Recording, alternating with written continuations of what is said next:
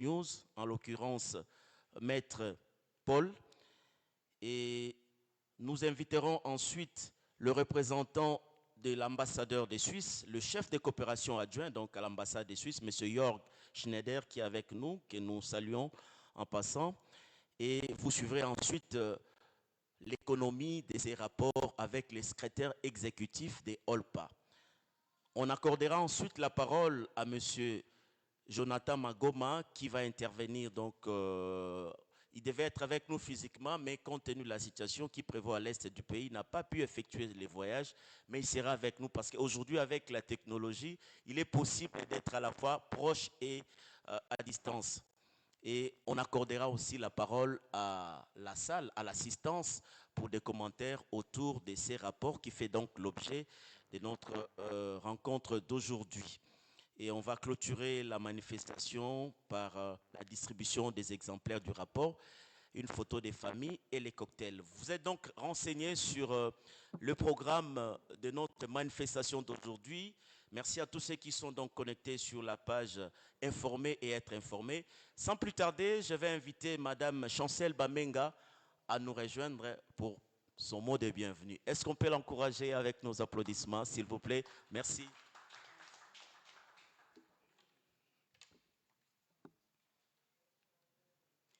Messieurs le chef des coopérations adjoints de l'ambassade de Suisse, Messieurs le représentant du directeur pays d'Internews RDC, distingués invités à vos titres et qualités respectives.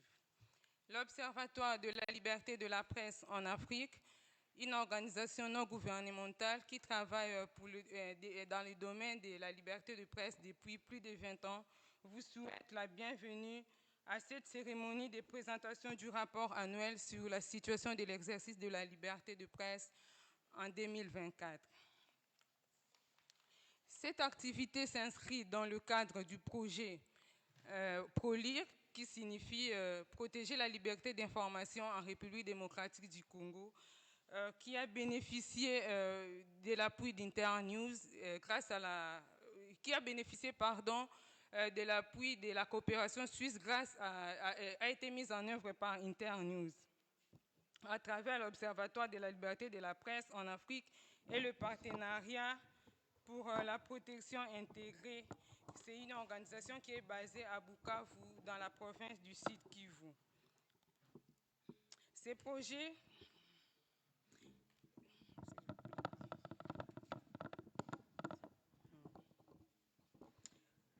Ces rapports annuels est publié au moment où l'Est du pays...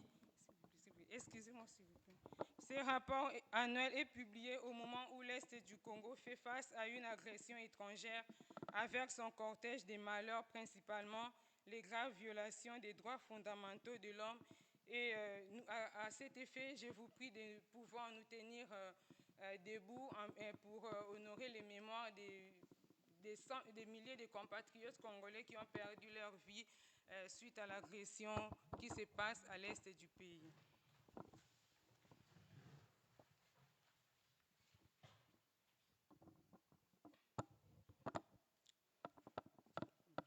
Merci. Comme vous le savez, le travail des journalistes dans cette partie du Congo devient de plus en plus périlleux avec l'insécurité grandissante dans cette région des Grands Lacs. Et il y a lieu que les médias et les journalistes bénéficient conséquemment de la protection des pouvoirs publics. Enfin, OLPA renouvelle les vœux de voir la coopération suisse apporter un appui continuel à un autre projet qui promeut la liberté de presse en RDC. Je vous remercie. Voilà, nous remercions Madame Chancel Bamenga pour son mot de bienvenue. Vous avez compris avec moi que nous sommes les bienvenus dans cette activité. Et je l'ai dit tout à l'heure, le directeur pays d'Internews est représenté dans cette cérémonie par Maître Paul Nkwadjo, que je vais inviter à prendre la parole, comme on a encouragé Madame Chancel. Pourquoi ne pas aussi accompagner Maître Paul? On remercie Internews et surtout la coopération suisse.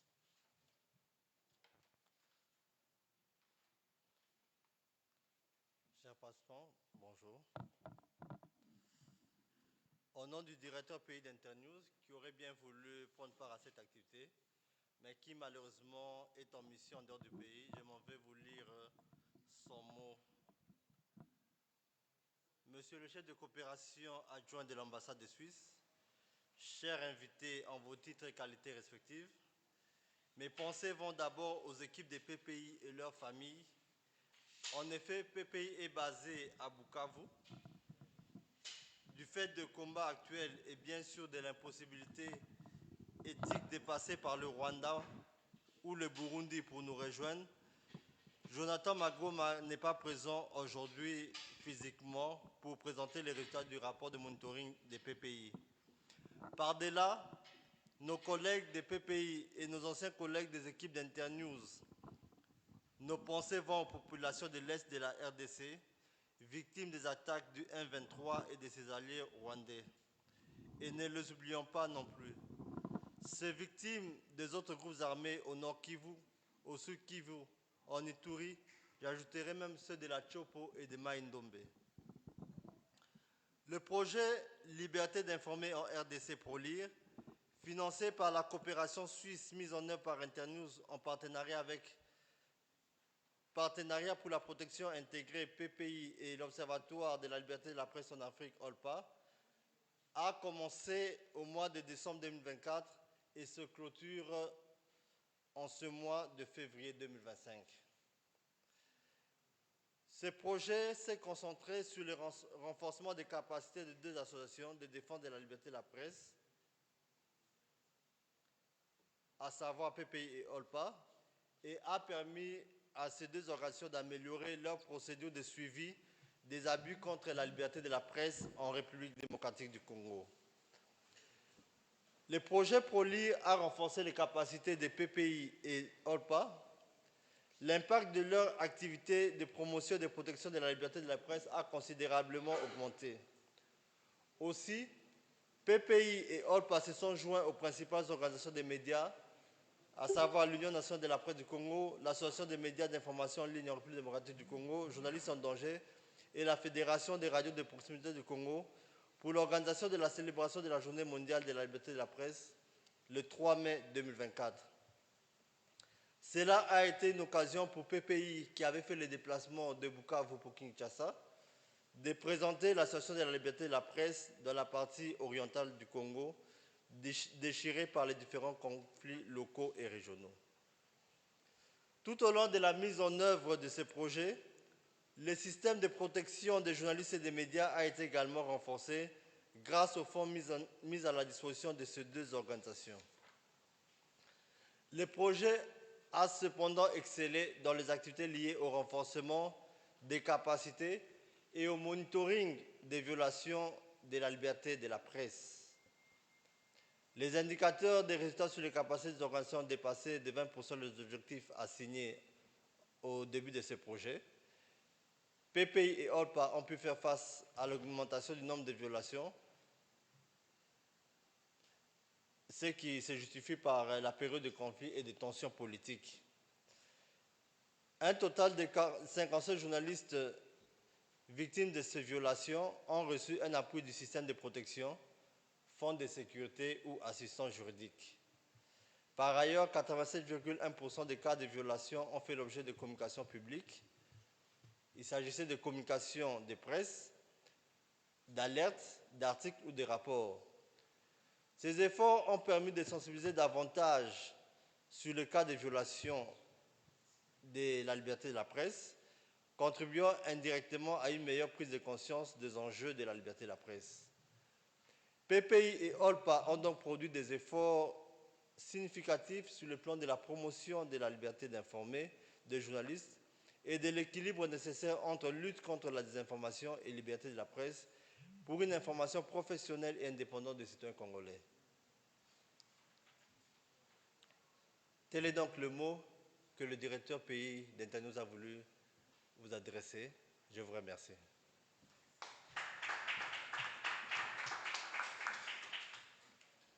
Voilà, nous remercions Maître Paul Kwadjo qui vient donc de nous partager le message de M. Karim Benard Dende qui est le directeur pays d'Internews.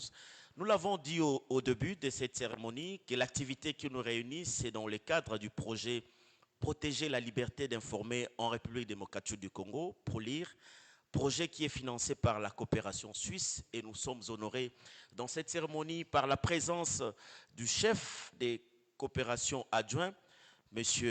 Jörg Schneider, que je vais inviter à prendre la parole sous vos applaudissements. Je fais un effort pour ne pas massacrer son nom.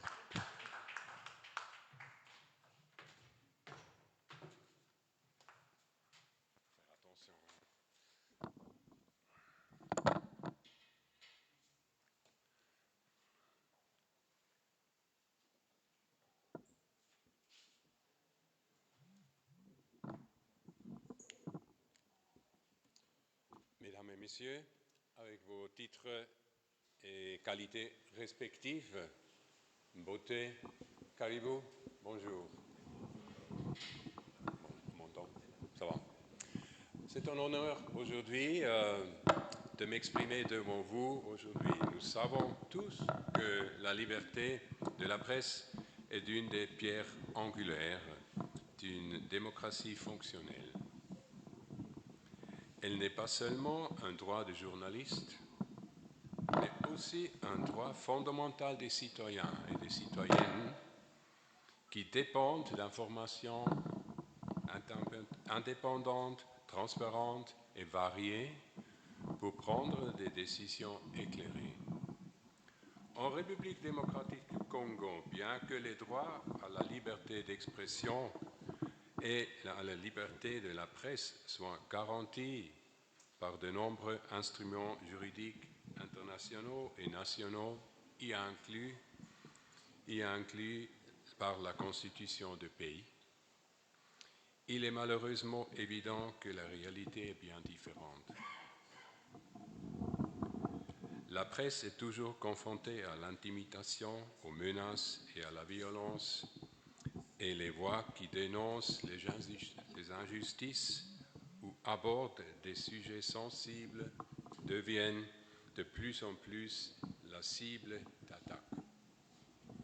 Et n'avons-nous pas assisté et toujours assistons à des restrictions d'accès au X ou au TikTok en lien avec la guerre à l'est de la RDC?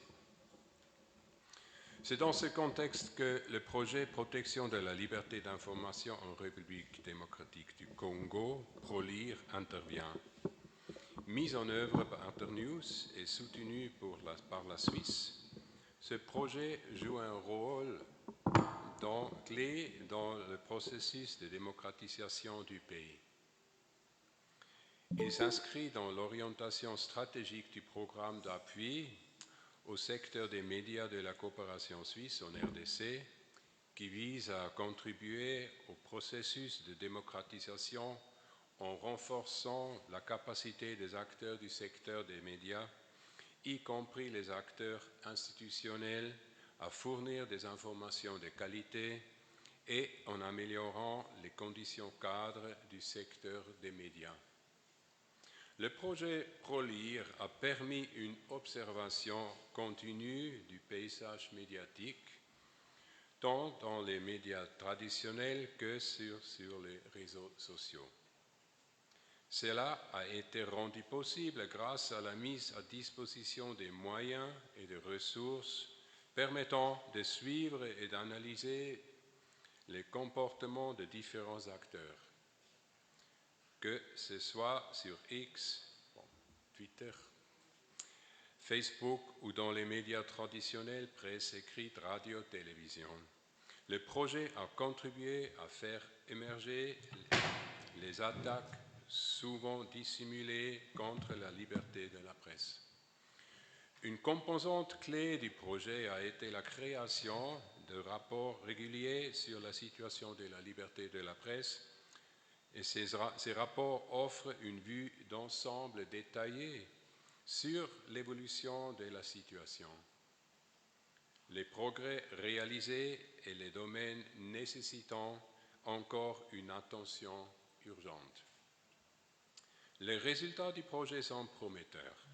En partageant ces informations, le rapport de monitoring sur la situation de la liberté de la presse en RDC cherche à sensibiliser aux graves problèmes rencontrés quotidiennement par les journalistes et les médias.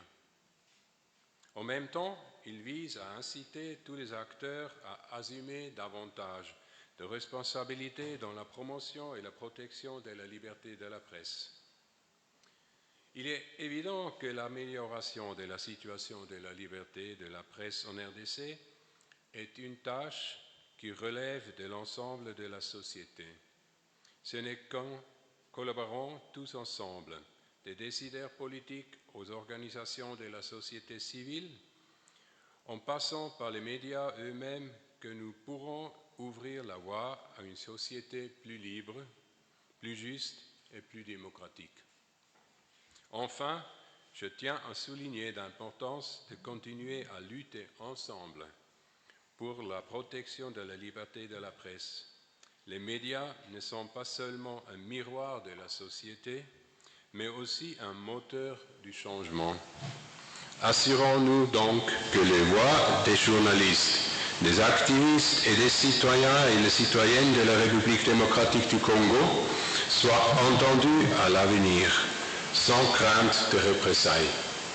Je vous remercie pour votre attention et j'espère qu'en tant que partenaires engagés, nous continuerons tous à œuvrer pour défendre et renforcer la liberté de la presse en RDC.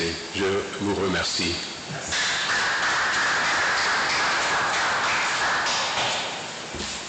Voilà, à notre tour aussi, nous remercions M. York, chef des coopérations adjoint à l'ambassade de Suisse pour son mot. Voilà donc, nous allons à présent découvrir les contenus de ces rapports de monitoring sur la liberté de la presse en République démocratique du Congo pour l'exercice de janvier jusqu'en décembre 2024. Et nous invitons le secrétaire exécutif des OLPA, très cher Alain Kabongo, sous vos applaudissements, s'il vous plaît.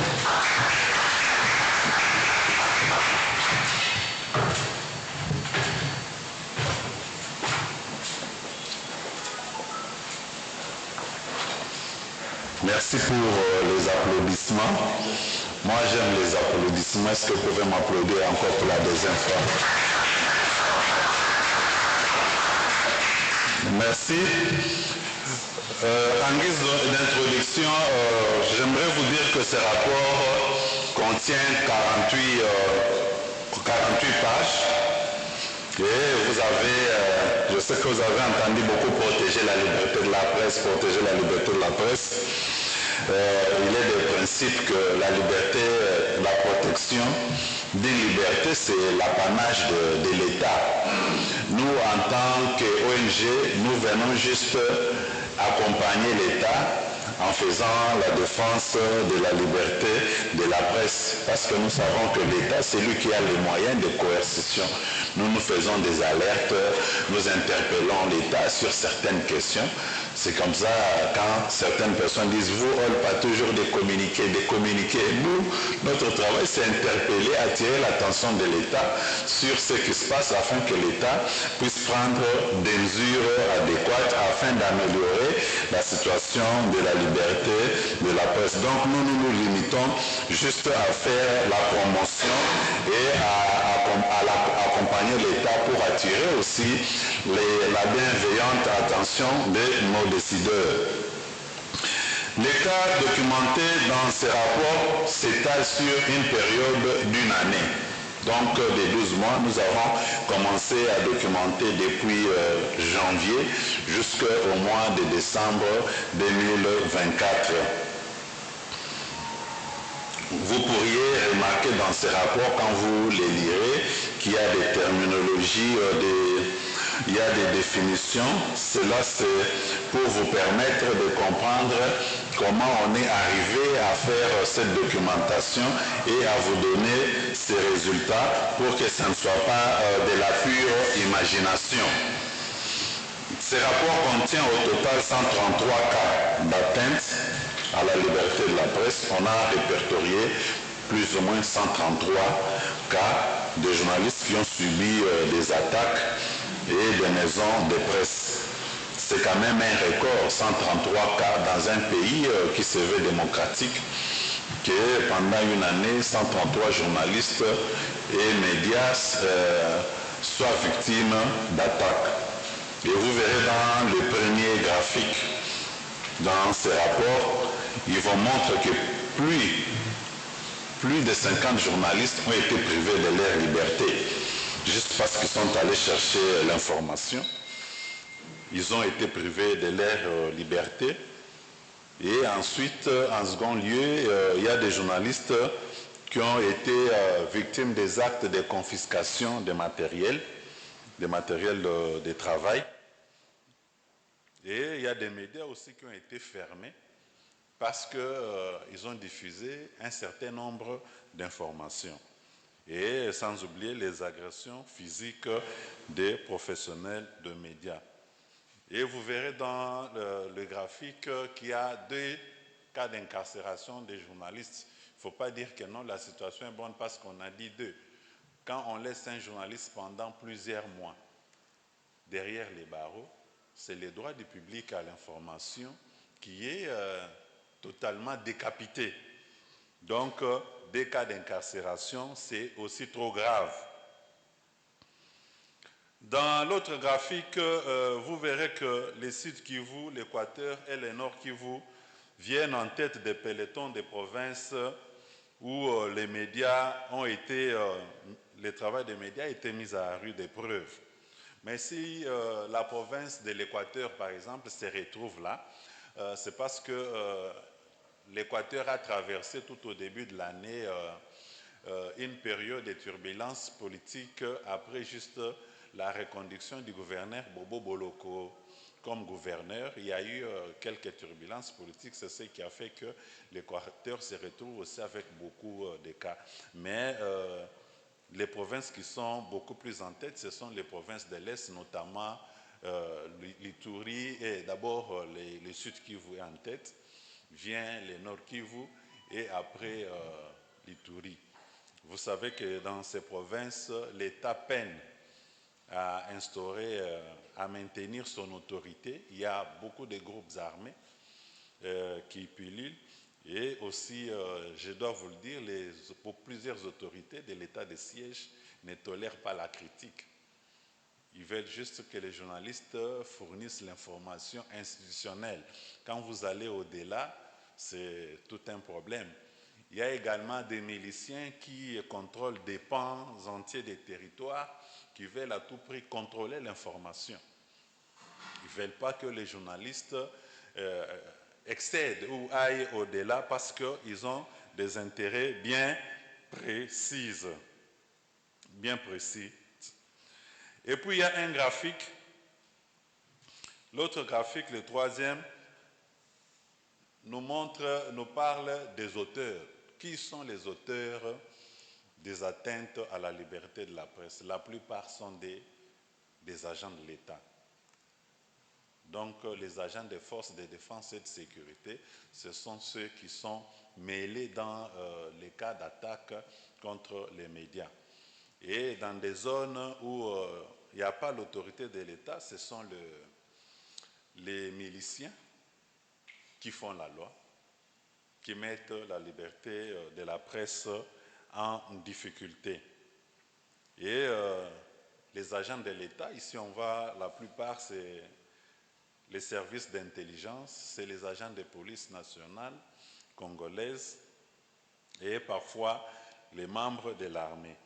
Il y a également les autorités politico-administratives qui sont aussi parmi les auteurs des atteintes à la liberté de la presse, ainsi que les autorités judiciaires.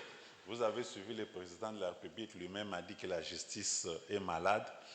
Je ne viens pas faire le procès de la justice congolaise ici. Et vous savez que la justice congolaise, quand quelqu'un veut parfois régler les comptes à un journaliste trop regardant, c'est question de l'amener en justice, et c'est souvent des procédures qui n'aboutissent jamais. Ils finissent par abandonner, mais qu'ils prennent juste ce moment pour intimider les journalistes afin qu'ils n'aillent pas trop loin avec ces investigations. La question genre s'invite aussi dans ces rapports. 12 femmes des médias n'ont pas été épargnées aussi par des attaques contre la liberté de la presse. Il y a plus de 115 hommes, donc journalistes hommes, et 12 journalistes femmes qui ont été aussi victimes d'atteintes à la liberté de la presse. Et vous constaterez dans les rapports, il y a des cas détaillés pour ceux qui veulent savoir pourquoi telle ou telle personne a été attaquée et quelles sont les raisons de ces attaques. Il y a quand même une description détaillée pour avoir une idée précise de ces rapports. Et aussi vous permettre de comprendre comment nos organisations qui ont documenté ces cas ont vite réagi lorsqu'il y a eu ces atteintes. Et vous savez que dans le cadre de ces projets, nous avons apporté de l'aide juridique et une assistance financière urgente aux journalistes. Et nous regrettons d'ailleurs que ces projets aillent en son temps, parce que je vous dis que jusqu'à ce jour, nous continuons d'enregistrer des demandes d'aide de journalistes. En conclusion, en publiant ces rapports, nous voulons juste interpeller nos autorités à protéger les journalistes et leur matériel de travail, surtout dans la partie est du Congo. Aujourd'hui, les journalistes de la partie est du Congo travaillent dans la plus grande difficulté, surtout avec les nouveaux occupants du Nord Kivu. Ils sont vraiment sans pitié. Vous avez suivi que beaucoup de médias, par exemple à Goma jusqu'à aujourd'hui, n'ont pas encore repris des émissions parce qu'ils ne savent pas comment s'y prendre avec les nouveaux occupants. Avant de conclure, c'est juste à titre d'information, j'aimerais vous informer qu'au moment où nous présentons ce rapport, il y a un journaliste, Paul Mumpanza, qui a été condamné par un tribunal de paix de Kinshasa Matete à 12 mois pour imputation dommageable. Et ça fait plusieurs mois qu'il est au cachot du parquet de grande instance de Matete, où une autre procédure est encore engagée contre lui. Merci, je reste à votre entière disposition pour d'éventuels échanges ou observations. C'est une œuvre humaine, on a besoin de vos remarques et observations. J'ai dit et je vous remercie. Merci beaucoup, cher Alain. Voilà, secrétaire exécutif des OLPA. Vous avez donc pu avoir un peu plus d'informations sur ces rapports. Et comme nous l'avons dit au début, ce travail a été réalisé par des organisations de défense et de protection de la liberté de la presse. Il s'agit de l'Observatoire de la liberté de la presse en Afrique, OLPA, dont le secrétaire exécutif vient de prendre la parole.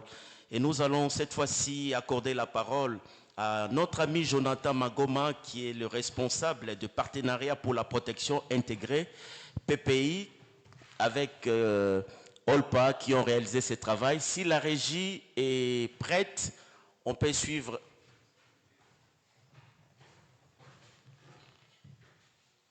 Bon, peut-être petit souci de connexion, mais j'en profite pour saluer tous ceux qui sont connectés sur la page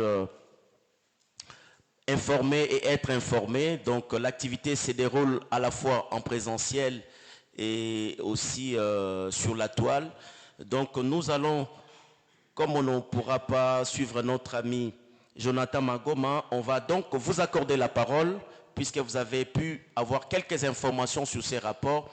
Si vous voulez faire un commentaire ou poser une question, n'hésitez pas. Veuillez juste demander la parole et on va vous amener les micros pour soit un commentaire ou poser la question. Voilà.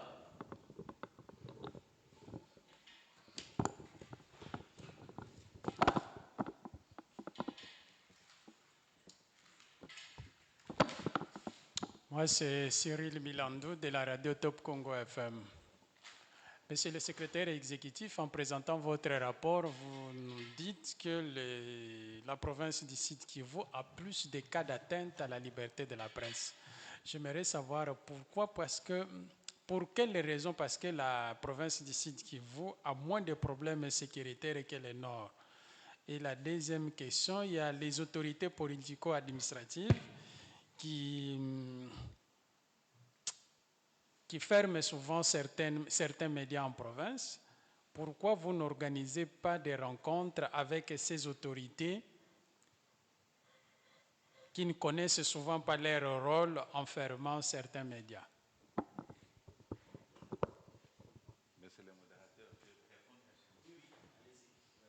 Merci beaucoup, Monsieur Cyril.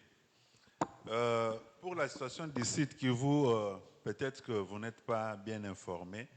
Quand vous quittez, parce que quand vous parlez des sites Kivu, vous voyez beaucoup plus Bukavu. Mais quand vous montez vers les hauts plateaux, la plaine de Ruzizi, l'insécurité persiste. Si vous voyagez sur l'axe Bukavu vers Uvira et montez vers le Fizi, l'insécurité reste permanente. Et ce sont les chefs Maïmaï qui se font appeler aujourd'hui Wazalendo, qui dictent la loi sur plusieurs territoires du site Kivu où l'autorité de l'État n'y est pas. Donc c'est dans ces coins que les journalistes ont des problèmes. Je peux vous donner le cas par exemple de Maoye. Il y a un journaliste Maoye Madiba de la RTNC qui a fui sa résidence vers Baraka pour se réfugier ailleurs, juste parce qu'il a été menacé par un chef Maïmaï. Vous savez que dernièrement, lorsque le grand chef ici, son nom, j'ai perdu son nom, mais ça viendra, est arrivé à Baraka. Il y avait des journalistes qui cherchaient à l'interviewer, mais ces journalistes ont été pris par des miliciens et gardés pendant plusieurs heures. Il n'y a pas eu d'intervention de l'autorité, puis pourtant, les coins là de Baraka est sous l'autorité gouvernementale. Donc les miliciens continuent à faire la loi. Pour les autorités politico-administratives qui continuent à fermer certains médias, tout ça c'est dû aussi aux motivations politiques. On a dit que ces autorités, d'abord, nos autorités, la plupart, ne tolèrent pas la critique. Ils veulent que matin, midi, soir, nous passons, qu'il n'y ait que les cultes des personnalités à la radio. Qu'on ne rencontre que les bonnes actions. Et quand il y a des critiques, c'est un problème. Cyril, vous ne me suivez pas, vous êtes en train de discuter avec le secrétaire général. Je pense que je vous ai répondu. Maître Paul, c'est comme si vous avez quelque chose à ajouter. Voilà, il faut également noter que ces rapports seront publiés en ligne pour ceux qui voudront les consulter par la suite. Et voilà. On prend d'autres questions, on continue avec les questions, les commentaires, les questions.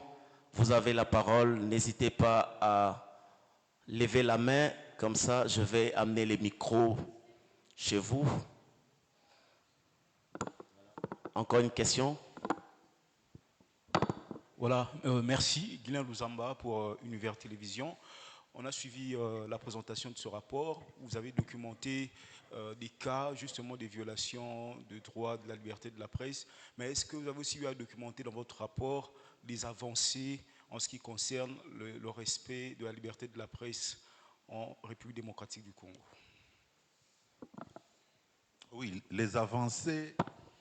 Nous avons par exemple aujourd'hui une nouvelle loi sur la liberté de la presse. Sur le plan juridique, nous avons un cadre légal qui permet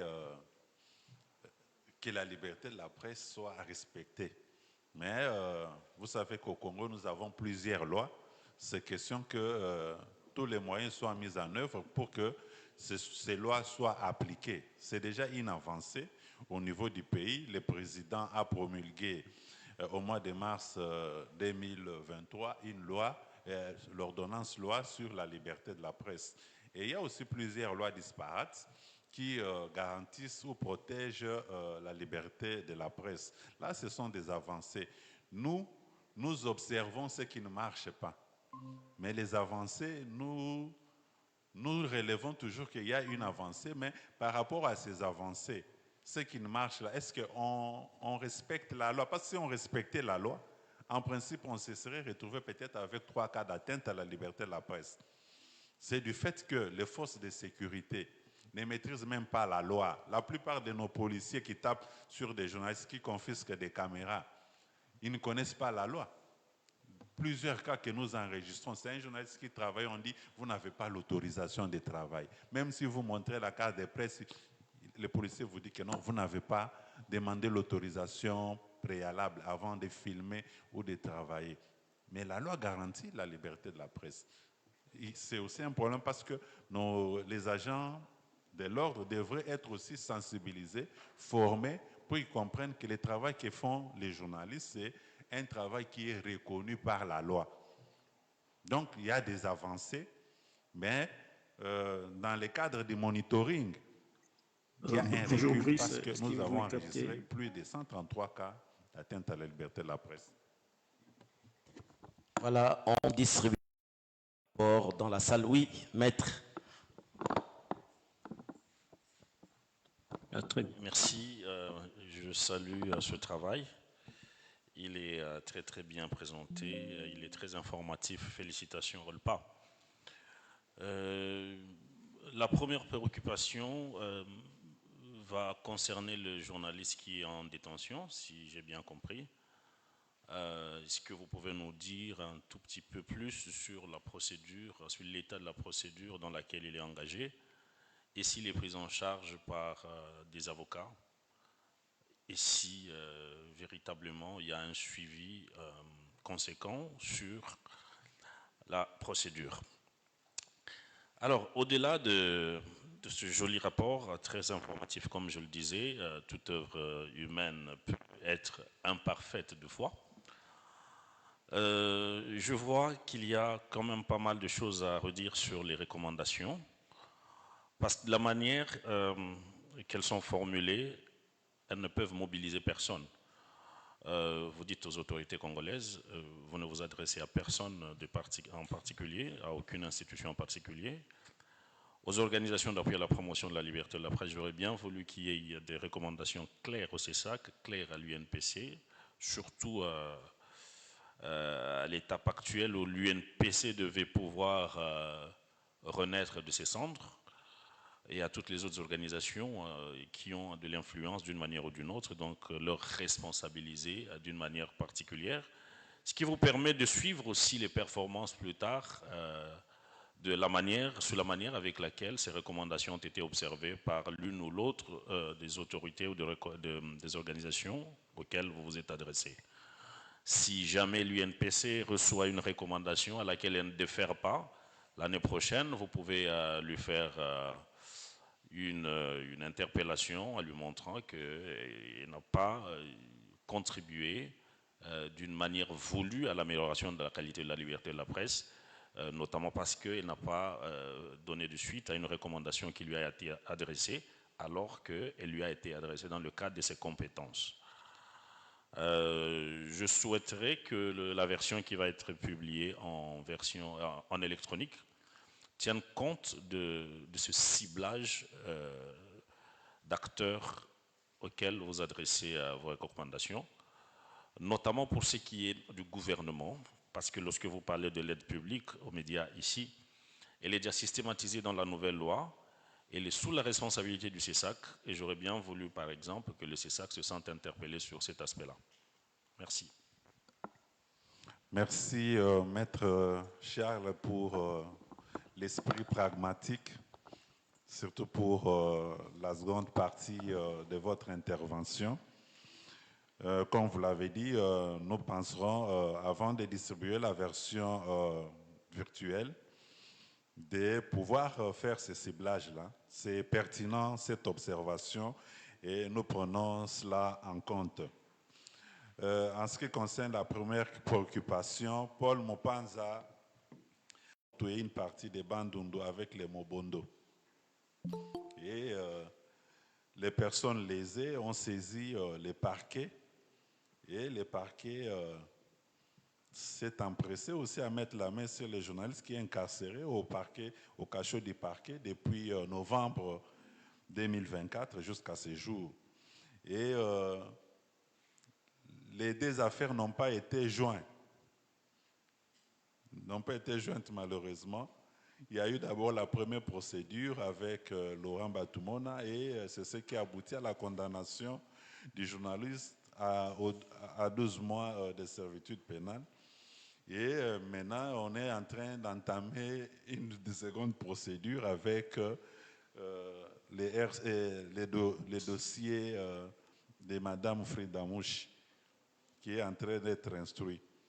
Et nous sommes intervenus à un certain niveau parce que l'affaire était déjà largement instruite et nous avons pu approcher les avocats et apporter notre soutien afin qu'ils continuent à assurer l'assistance du journaliste et nous espérons que les choses vont aller mieux.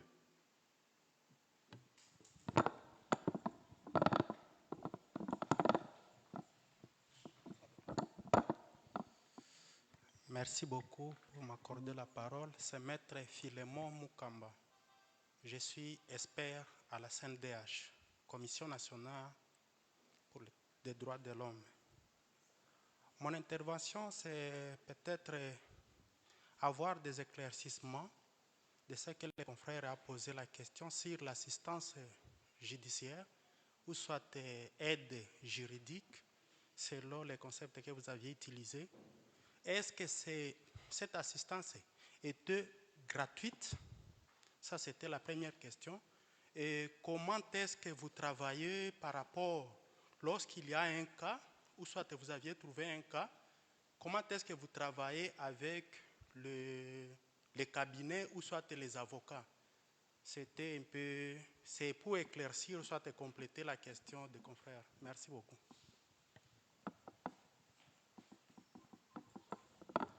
Merci beaucoup, Maître. Dans la pratique, dans la pratique, les clients choisissent ses conseils d'abord. On ne peut pas lui imposer les conseils. Ils se choisissent ses conseils et nous nous traitons avec ces conseils. Ce que nous faisons, c'est leur apporter peut-être les frais de vacation et éventuellement des frais de procédure.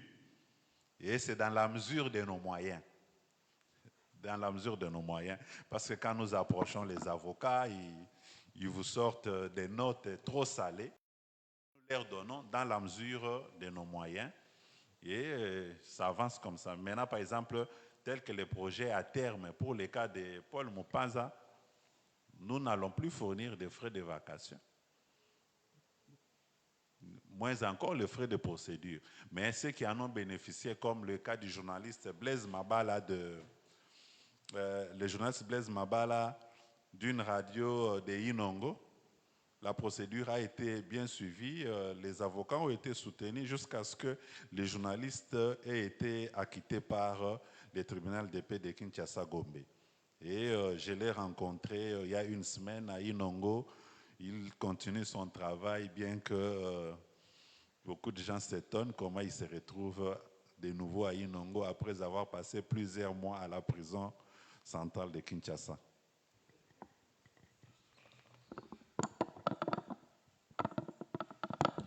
Il y a un défenseur de la liberté de la presse derrière qui veut Vous allez me pardonner, je ne vais pas monopoliser la parole, mais je la prends quand même pour à l'intérêt de tout le monde. Hein. Je ne sais pas dans quelle mesure vous avez coopéré avec le bureau de consultation gratuite, parce que pour ceux qui ne le savent pas, la loi prévoit le principe de l'aide légale et dans tous les barreaux du pays, il y a ce qu'on appelle le bureau de consultation gratuite. Toute personne qui a besoin d'un avocat et qui est dans une situation d'indigence peut profiter des prestations gratuites des avocats en s'adressant au bâtonnier pour que le bâtonnier lui désigne un avocat, évidemment dans le cadre de ce bureau de consultation gratuite. Et donc, dans le cas où il y a cette lacune liée au financement des procédures et des vacations, je crois qu'il est bon aussi que vous créiez une sorte de partenariat avec tous les BCG qui existent dans tous les barreaux. Il y a 27 barreaux dans ce pays et donc vous avez 27 partenariats à faire. C'est une question très sensible, c'est une question liée aux droits de l'homme et je crois qu'elle intéresse au plus haut point les barreaux. Donc, si jamais il y a cette lacune qui persiste pour la prise en charge des dossiers, que ce soit ici ou ailleurs, mettez à profit les BCG, peut-être même appeler d'autres partenaires à appuyer les BCG pour que vous puissiez vous assurer d'une assistance légale de qualité. Merci. Nous prenons cette recommandation en compte. Scott, juste une petite patience parce qu'on a annoncé Jonathan tout à l'heure. On me signale du côté de la régie qu'il est prêt. Je propose qu'on puisse l'écouter. Jonathan, qui est le responsable des partenariats pour la protection intégrée, l'une des organisations qui a travaillé avec OLPA. Jonathan, bonjour et heureux de te compter parmi nous. Oui, bonjour, salut à tout le monde. Est-ce que vous m'écoutez très bien?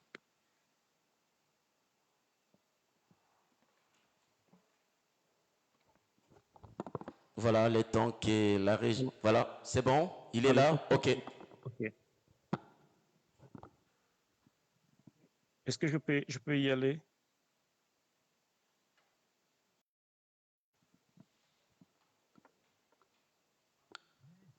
Pardon? Oui, je suis là, je Voilà. suis disponible, je suis prêt. Est-ce que vous m'écoutez très bien? Je peux y aller?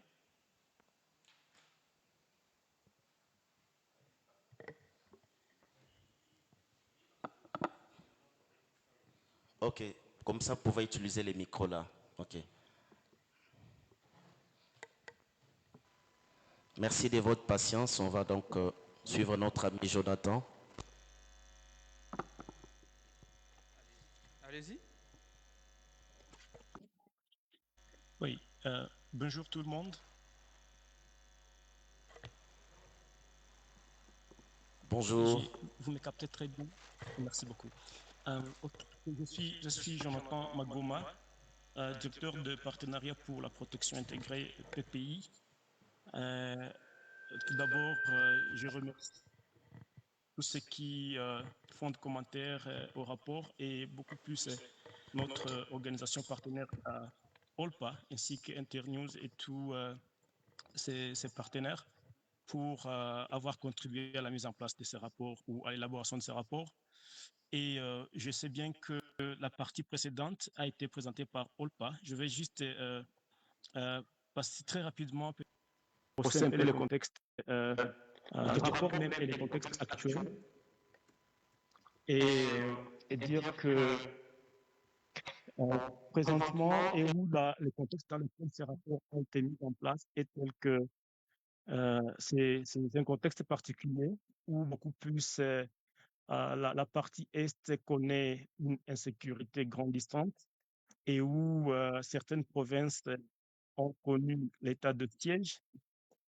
Et malheureusement, la situation a évolué, je veux dire, négativement au point que jusque-là, nous sommes en guerre. Mais tout cela, c'est le contexte qui a peint normalement l'environnement dans lequel ce rapport est sorti, jusqu'à ce que vous avez appris avec nous qu'il y a eu 133 cas d'atteinte à la liberté de la presse partout au pays, avec une bonne partie, bien entendu, à l'est du pays. Et ainsi, donc, nous aurions souhaité, c'est vrai, être présents à Kinshasa aujourd'hui, mais le contexte sécuritaire ne l'a pas permis. Vous avez appris avec nous que l'aéroport de Goma était fermé et il y a aussi des restrictions pour certains aéroports régionaux. Donc là, je parle de quelques pays limitrophes. On n'a pas de choix, mais je suis heureux que je puisse intervenir et dire que, comme vous l'avez constaté, la plupart des violations, nous sommes malheureusement obligés de le dire ainsi, sont commises par ceux qui sont censés nous protéger. Là, je vais dire que la plupart des violations, c'est dans les camps des acteurs étatiques qui devraient franchement faire respecter la loi, qui devraient franchement nous protéger, qui devraient promouvoir, n'est-ce pas, la démocratie à travers le respect de la liberté de presse. Mais je veux dire que plus particulièrement ici à l'est du pays, comme je l'ai dit, je suis à Bukavu. Je sais que vous êtes en train d'apprendre tous les jours l'évolution de la situation sécuritaire avec la guerre. Nous sommes, en tant que journalistes, parce que je suis également journaliste, confrontés à une situation autre. À gauche, nous avons le gouvernement qui nous donne des mesures à suivre et très souvent, je vais dire ça ainsi, pas avoir exactement accès à l'information par rapport à la situation sécuritaire, je veux dire par rapport à la guerre. De l'autre côté, il y a des rebelles d'ailleurs qui sont au deuxième plan, de ceux qui commettent des abus contre la liberté de la presse. Et nous, en tant que journalistes indépendants, en tant que défenseurs de droits de l'homme, nous ne pouvons pas fermer l'œil par rapport à cette situation. Donc, on peut dire que nous sommes en train de nous créer des ennuis à gauche et à droite. Je dis vis-à-vis du gouvernement, dont nous devons, ou vis-à-vis des acteurs étatiques, dont nous devons dénoncer les violations, et vis-à-vis des rebelles et autres acteurs inconnus qui, eux aussi, commettent des abus contre la liberté de la presse. Et dans cette situation, heureusement que le gouvernement essaie de nous écouter. Je veux dire, les acteurs étatiques essaient de nous écouter. Dans quelle mesure? C'est lorsque nous avons, même dans le cadre de ce projet, organisé certaines activités, certains ateliers de plaidoyer, parce qu'au moins nous savons cibler les acteurs. Et ils nous ont écoutés. Certains se sont engagés à respecter la liberté de la presse, à la promouvoir même, ce qui est une bonne chose dans le cadre de ce projet, en effet, parce que ça a été le cas. Et malheureusement, du côté des rebelles ou d'autres acteurs inconnus, nous avons été incapables de pouvoir plaider. Comment on va plaider? On ne les voit pas, on ne les maîtrise pas. C'est vrai, nous avons parlé à maintes reprises des rebelles du M23 qui ont, je vais dire, vandalisé les médias, qui ont je veux dire, commandité des morts ou des assassinats, qui ont arrêté, torturé et qu'en sais-je. Alors, cette situation, je veux dire, la plus grande peur s'observe maintenant du côté de ces inconnus, auprès de qui nous pouvons mener aucun plaidoyer visiblement sur terrain, ce qui nous insécurise encore davantage. Et hormis cela, vous avez appris qu'il y a toujours ces menaces fortuites, je veux dire, ces menaces ou cette insécurité fortuite, hasardeuse, qui peut attraper tout le monde. C'est comme par exemple, avant-hier, une bombe est tombée dans l'enclos de notre collègue à Goma, point focal de PPI. Dieu merci, c'est la maison qui a été endommagée, mais lui et sa famille sont sains et saufs. Donc, ça peut arriver qu'à cause de la guerre, des situations non attendues ou des balles perdues, des bombes perdues, excusez que je le dise ainsi, arrivent à nous attraper en quelque sorte. Et là, c'est plus compliqué. Aujourd'hui, nous nous demandons comment nous allons communiquer. C'est vrai, vous suivez avec moi que les rebelles sont déjà au sud Kivu, avaient déjà traversé Minova et aussi la cité de Nyabibwe, en train de vouloir attaquer la cité d'Oussi. Dieu merci que les forces armées de la RDC sont en train de faire face à ces menaces. Mais il y a aussi d'autres rumeurs que je ne peux pas dire maintenant. Mais voilà, on demande des acteurs d'être très, très vigilants par rapport à la détérioration de la situation. Mais comment communiquer pendant ces temps? Je vais vous faire une parenthèse. Avant-hier, il y a un journaliste de renom, je ne cite pas son nom, il est de Kinshasa. Il a publié une fausse information. Il a dit que le général de la 33e région militaire du Sud Kivu, donc le commandant de l'armée ici, a été blessé par balle, alors que c'est faux. Alors, notre rédaction s'est mise à travailler sur ces fake news pour donner la bonne information, parce que nous avons appelé le général, il est en bon état, ce n'est pas arrivé ainsi. Nous sommes obligés de donner la vraie vérité. Mais c'est dans un contexte où l'information qui est diffusée par les journalistes a été relayée par beaucoup de comptes, et en les vérifiant, sont des comptes pro M23, des comptes certifiés qui diffusent aussi cette information au maximum, suivis plus de 75 000 fois. Alors, mais nous, on dit, on ne va pas croiser les bras malgré les contextes. Mais nous savons aussi que le pire, c'est que si ces rebelles faisaient leur éruption dans la ville, soit qu'ils ont déjà la liste des gens qui vont chercher, que des gens dont ils vont se débarrasser, on ne sait rien. Mais autant qu'on doit faire une presse indépendante, on ne peut que faire ça. Mais je vais finir en disant que tel est absolument le contexte dans lequel nous travaillons. Vous avez appris que pour les exécutions sommaires qu'il y a à Goma ou qui sont en train d'avoir lieu à Goma, il s'agit de certaines personnes pro-rebelles qui disent aux rebelles certaines familles hébergent ou hébergeraient des Wazalendo ou des militaires congolais. On arrive dans la famille, on l'assassine. Donc, si un jour on a écrit un article contre quelqu'un qu'on ne connaissait pas qui collabore avec les rebelles, certainement qu'il va devoir trouver mon domicile et ce genre de choses pour d'autres journalistes. Donc, c'est genre un plaidoyer pour tant de journalistes qui ont fui Goma. Il y en a qui sont ici déjà à Bukavu. Malheureusement, que si ça tournait mal encore, ils vont être obligés de fuir. Pour nos confrères également et nos consoeurs qui sont ici à Bukavu déjà, qui eux aussi vivent la peur. Et je vais dire ça ainsi, je vais souligner notre situation qui vient de s'ajouter à la liste des menaces que nous craignons en tant que journalistes. C'est celle, et du coup, je vais répondre à la question de Maître Philémon, une partie, au fait, quand il a demandé si nous avons des contacts avec les BCG. En effet, comme par exemple ici à PPI, nous avons un cabinet d'avocats. Il s'agit des avocats volontaires qui travaillent pour la cause des journalistes et des défenseurs des droits de l'homme. S'il y a arrestation, s'il y a interpellation, ces avocats sont déployés et assistent gratuitement. Dans le cadre de ce projet, il y avait quelques motivations, bien entendu. Mais même en dehors du projet, nous fournissons toujours cette assistance gratuite. Maintenant, il y a des bourreaux, des défenseurs des droits de l'homme qui ont été arrêtés en prison ici. Et à la prison centrale de Bukavu, il y a un bourreau qui est devenu le capitaine général, c'est-à-dire le chef de tous les prisonniers de la prison centrale de Bukavu. Celui-ci a, il y a quelques 4 ans, assassiné une religieuse de la paroisse de Mater Dei à Bukavu ici. Alors, nous avons appris qu'il est devenu le capitaine. Très récemment, il a commis des tortures sur d'autres prisonniers et c'était en août. 4 sont décédés pendant 24 heures. En 24 heures, 4 détenus sont décédés. En tant qu'organisation, nous avons alerté, nous avons fait des déclarations, nous avons dit que ce n'est pas possible, nous avons interpellé les autorités. Mais il y a eu des menaces nous disant que voilà, vous devez savoir que le capitaine ne travaille pas seul, il a une équipe à l'extérieur, préparez-vous. Nous, on s'est dit, ben, on ne comprend rien, mais c'est tous les jours qu'on est menacé. Mais si, par exemple, par malheur, ce qui s'est passé à Goma, l'évasion des prisonniers, s'est passé aussi à Bukavu pendant, je vais dire, si au cas où la guerre continue jusqu'à Bukavu, cela présenterait une forte menace pour nous, les activistes, et pour tout ce travail que nous faisons en dénonçant ces genres de violations. Donc, je vais dire alors que c'est aussi ce genre de contexte que je voulais peindre. C'est vrai, la solution actuellement, désolé que je vais le dire dans la marge de la présentation de ce rapport, c'est que la solution la plus idéale pour la protection des journalistes en séparés moments, c'est de trouver un endroit où d'abord c'est relocaliser temporairement, voir à quoi va ressembler la situation. Nous avons décrié le fait qu'il n'y a pas de moyens dans des médias, malheureusement, pour que cela soit possible. Mais je vais louer la recommandation formulée par Maître Charles, nous invitant à cibler les acteurs, surtout dans le secteur du gouvernement.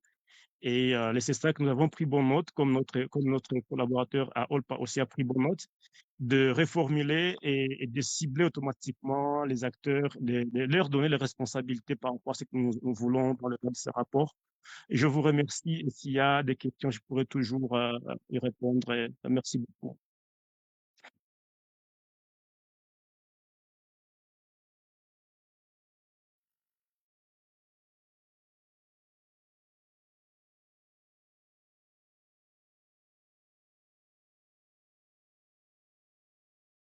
PJ en République démocratique du Congo. Mes félicitations à l'équipe de OLPA pour le travail bien fait et mieux pour ces supports bien documentés. J'ai 2 ou 3 préoccupations. Ma première préoccupation, c'est au niveau du graphique numéro 3. Je vois qu'il n'y a pas de légende parmi les bourreaux de la liberté de la presse. Je vois militants au pluriel d'un parti politique. Vous n'avez pas expliqué il s'agit de quel parti. Parce que c'est bien défini ici, d'un parti politique. Il s'agit de quel parti politique? Parce qu'il n'y a pas de légende. Deuxièmement, je vois qu'il y a la différence entre fonctionnaires étatiques,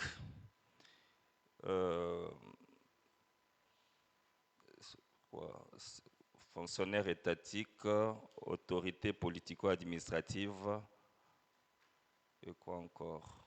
Bon, ça c'est au niveau du graphique 3.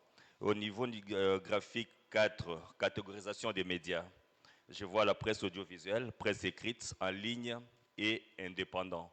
Les indépendants, là, vous les classez dans quel type de médias? Puis c'est la catégorisation des médias. Il y a la presse audiovisuelle, presse en ligne et presse écrite. Je vois ici indépendant. Merci.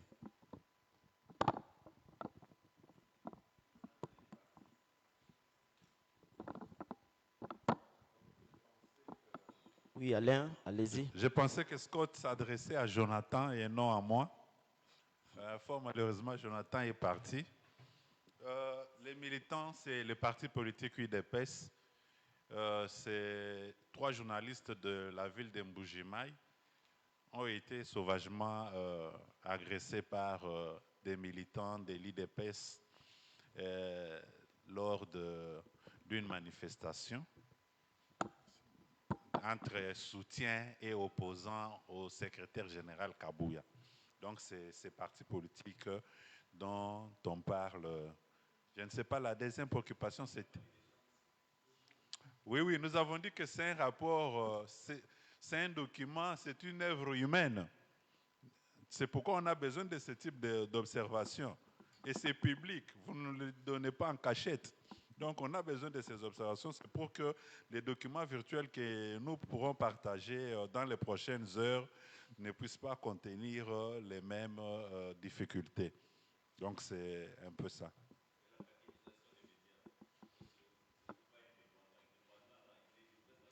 Oui, quand vous allez dans plusieurs provinces, vous trouvez plusieurs journalistes indépendants. Et ils vous déclarent indépendants. Par rapport à la perception des journalistes ici à Kinshasa, en province, il y a plusieurs journalistes qui se présentent comme étant des indépendants. Ils conçoivent des émissions, ils passent dans plusieurs médias et diffusent leurs programmes. Et ces journalistes se font appeler indépendants. Et c'est la pratique dans plusieurs provinces du Congo. Bon, c'est une observation. Nous allons prendre cette observation en compte, M. Scott.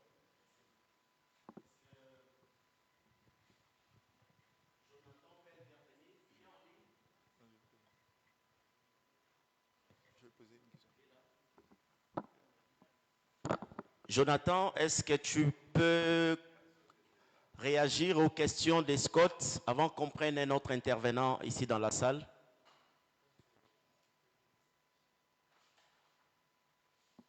Oui, merci beaucoup. Je crois que notre collègue de Olpa venait de parler de la situation quand on a parlé d'un parti politique, des militants de partis politiques qui ont été impliqués dans les abus ou dans les atteintes contre les libertés de la presse. Il a précisé que c'était des militants de l'UDPS et la description est donnée quelque part dans les détails, dans le rapport, dans la description des cas. Je ne sais pas si la deuxième question où il a parlé, où Scott a parlé de journalistes indépendants, si je l'ai bien capté, mais très souvent ici en province, je ne sais pas si à Kinshasa également, il y a des journalistes qui n'ont pas d'affiliation à un média quelconque, mais ils travaillent quand même, ils peuvent être de la presse en ligne ou de la presse écrite très généralement. Et quand il y a du contenu ils ont fait des articles, ils ont fouillé, ils peuvent maintenant les poster dans des médias qui les acceptent. Là, c'est un. Deuxièmement, il y a aussi une petite confusion quand on parle des médias communautaires, des médias privés. Et il y a d'autres aussi qui se disent, nous n'avons pas de tendance, nous ne sommes ni confessionnels, ni politiques, nous n'appartenons à aucun acteur politique, nous sommes indépendants. Il y a des médias comme ça, faits par des jeunes qui se disent, nous voulons être indépendants sans influence d'une autorité qui gère un média, un politicien ou une église, et nous sommes indépendants. Dans cette catégorie, beaucoup de journalistes se reconnaissent ainsi comme étant indépendants. Je ne sais pas si j'ai vraiment capté la question à ce niveau, mais s'il y a eu aussi des observations, peut-être que nous pouvons toujours les noter à ce stade. Merci beaucoup.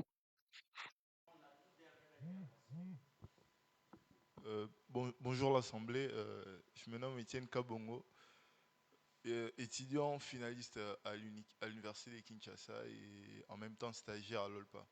Bon, ma question, elle a plus deux volets.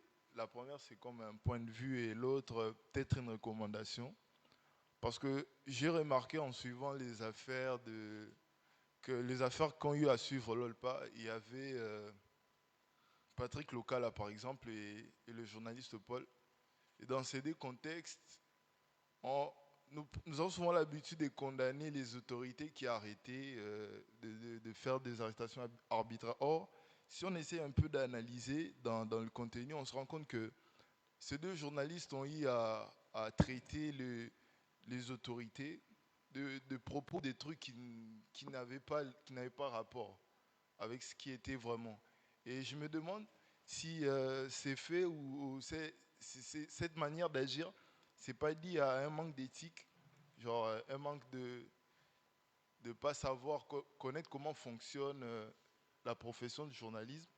Et sinon, par rapport à la recommandation, parce que je me dis que si l'OLPA prenait plus, essayait un peu de toucher le monde académique, parce que de notre côté, c'est pas comme si je critiquais les universités, mais on a un peu du mal à assimiler les matières parce que déjà les professeurs sont souvent pas disponibles pour inculquer.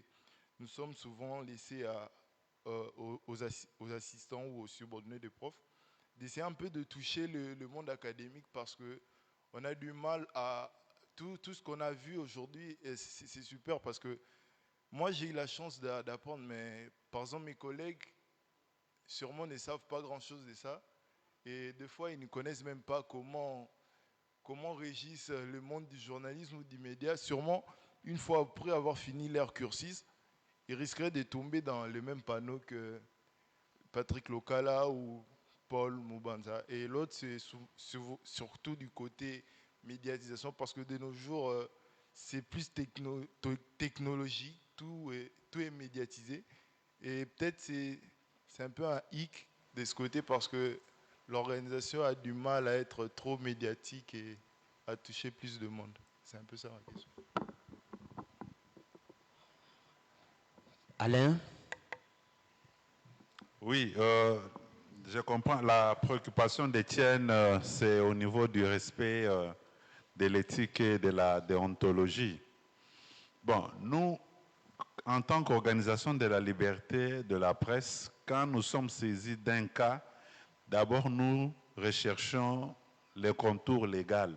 Le journaliste, d'abord, quand il a été arrêté, a-t-il été arrêté dans le respect de la loi? Toute personne peut commettre une infraction, mais la façon de l'interpeller, quand vous interpellez déjà quelqu'un, fautif soit-il, en posant des actes de torture sur cette personne, déjà vous allez à côté. Comment vous allez corriger ces imperfections des gens quand vous-même vous violez les règles qui entourent ou qui concourent à une bonne interpellation? Donc le problème d'éthique et de déontologie se pose dans tous les cas que les 133 cas que nous relevons. Il y a aussi des questions d'éthique, mais c'est pourquoi Maître Charles a fait une observation pragmatique ici pour nous dire est-ce que vous touchez, vous avez proposé des recommandations aussi pratiques à des organisations comme l'UNPC. L'UNPC, c'est l'autorité d'autorégulation des médias ou des journalistes. Donc nous, l'effort que nous allons faire, c'est de rappeler à l'UNPC de remettre sur pied l'OMEC qui a disparu. Et aujourd'hui, on n'a que la commission des disciplines. Je ne sais pas si elle a commencé à siéger parce qu'après le congrès, le 10e congrès de l'UNPC, on avait dit qu'on devait restructurer plusieurs organes et les rendre beaucoup plus dynamiques. Donc, nous allons faire une recommandation aussi concrète, comme l'a proposé Maître Charles, pour que l'UNPC puisse de temps en temps blâmer ses membres, les rappeler à l'ordre. Et le monde académique, vous avez raison, la plupart des journalistes que nous retrouvons sur terrain aujourd'hui, ce sont ceux qui viennent du monde académique et d'autres aussi ont appris sur l'État. Quand vous citez les cas de Patrick Lokala et Paul Mupanza, nous nous interrogeons, est-ce que les deux sont passés par les FASIC? Peut-être qu'ils n'ont appris que sur l'État. C'est pourquoi nous, à part ces volets de défense de la liberté de la presse, nous organisons aussi des ateliers de formation. Et dans ces ateliers de formation, nous appelons les enseignants qui maîtrisent l'éthique et la déontologie des journalistes pour venir renforcer les capacités des journalistes. Et habituellement, nous distribuons les codes d'éthique et de déontologie lors des ateliers.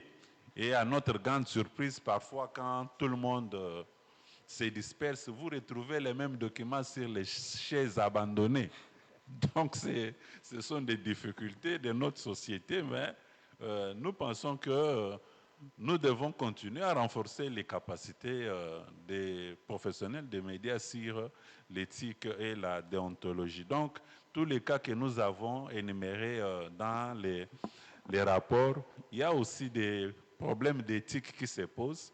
Tout le monde n'est pas parfait, mais nous allons continuer à former, à rappeler aux journalistes que ces règles, ces métiers a ces règles, il faut les respecter pour éviter des problèmes.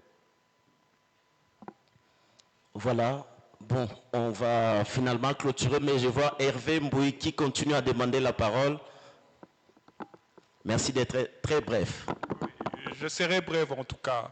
Ma préoccupation, c'est Hervé de l'agence congolaise presse et ouragan.cd.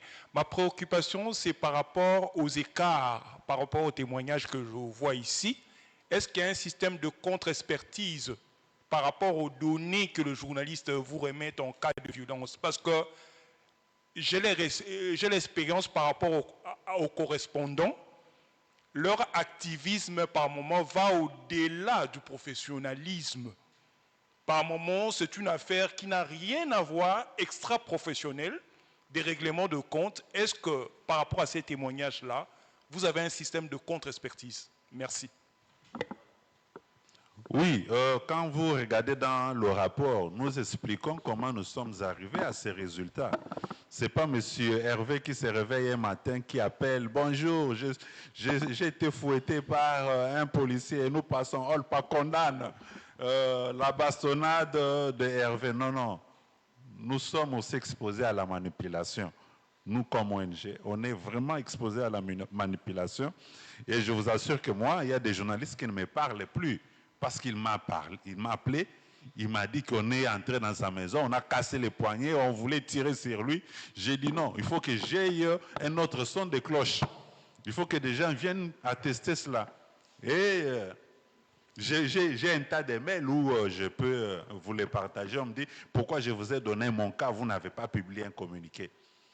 Donc, c'est-à-dire que nous passons au traitement de toutes les informations qui nous arrivent avant de pouvoir les publier. Et il y en a plusieurs que nous déclassons. Sinon, ces rapports auraient peut-être 400 cas d'atteinte à la liberté de la presse pour 2024. Donc, il y a plusieurs cas que nous déclassons. Nous savons que non, ça c'est de la manipulation. Celui-ci, il cherche des papiers pour aller en Europe. Celui-là fait ceci, fait cela. Nous connaissons tout ça. On est d'ici, on a grandi ici, Hervé. Merci beaucoup. Oui, il y a une défenseur de la liberté de presse qui veut compléter. Notamment pour le travail de OLPA. Là, c'est pour répondre à Hervé. Bon, je ne travaille pas à OLPA, mais moi, je sais que OLPA peut avoir un cas aujourd'hui. OLPA ne va pas publier ces cas aujourd'hui. Peut être 4 jours, 5 jours, voire même une semaine après. Et des fois, je suis un témoignage. Des fois, je suis presque chaque semaine en contact avec Chancel qui est là. À chaque fois qu'il y a un cas, on se partage, on vérifie. Est-ce que pour un seul cas, on peut faire même une semaine avant de publier ces cas? Donc, ce n'est pas des cas qu'on publie vraiment à la va-vite. Donc, c'est-à-dire que c'est tout un travail, c'est tout un processus avant de publier un cas d'atteinte à la liberté de la presse. Merci. Voilà, on va finalement atterrir. Est-ce que notre ami Jonathan est toujours là? Jonathan, c'est à toi l'honneur de prendre je suis toujours là. Les derniers mots avant qu'on clôture finalement cette cérémonie. Merci beaucoup. Je veux encore une fois remercier tous ceux qui ont répondu présent et les contributions qui ont été faites à ce rapport. Remercier également Internews, la coopération suisse pour leur appui. Olpa aussi pour la collaboration. Merci beaucoup, Alain, et tout le monde. Et dire finalement que nous aimerions que si ces plaidoyers parmi les acteurs qui sont présents peut-être être portés au quand, je veux dire, à la diffusion de ce rapport, s'il y aura de possibilités que les acteurs présents ici puissent et aussi s'approprier ces plaidoyers pour une presse libre dans notre pays. Ça sera très, très louable de votre part. C'est vrai, nous allons citer les noms des organisations ou des entités que nous comptons avoir des responsabilités ou de pouvoir pour influencer la situation dans le rapport final. Et nous espérons bien que cette contribution ou leur contribution sera remarquable dans le cadre de la liberté de la presse en RDC. Et je vous prie pour ceux qui le peuvent aussi, venir en aide les journalistes de la RDC, parce que la situation, comme je l'ai décrite, est tout à fait particulière et peut-être jamais vécue. Et c'est sous ces mots que je vais vous remercier et vous dire bye-bye, en vous disant que nous sommes en train de suivre de près la situation ici sur terrain et nous partageons les mises à jour avec les entités avec lesquelles nous collaborons. Merci beaucoup.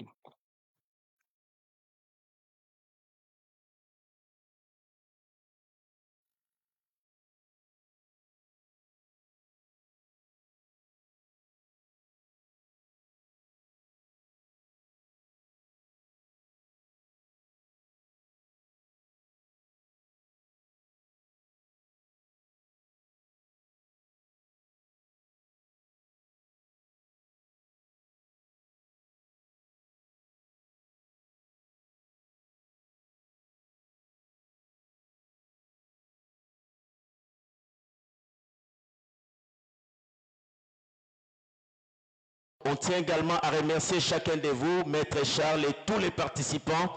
On va donc clôturer par la photo de famille, selon le programme qui est prévu. Et puis, on pourra partager ensemble dans un esprit de confraternité le cocktail qui est prévu. Voilà, donc on va applaudir très très fort pour chacun de nous, pour les organisateurs, pour les bailleurs et pour nous participants. Voilà, on va faire la photo de famille ici. Je vais inviter Maître Paul et très cher Alain de nous rejoindre ici. Comme ça, les photographes vont nous aider pour notre photo de famille. Merci à tous ceux qui ont suivi sur donc, la page Facebook Informer et être informé. Merci à vous, chers internautes, et merci également à ceux qui sont avec nous encore dans cette salle. Photographes, aidez-nous pour la photo de famille, s'il vous plaît. Merci à l'équipe technique aussi, chers amis. Merci pour le travail qui est fait. Voilà, coup de chapeau. Merci à l'équipe des Olpa et des PPI, ainsi que d'Internews.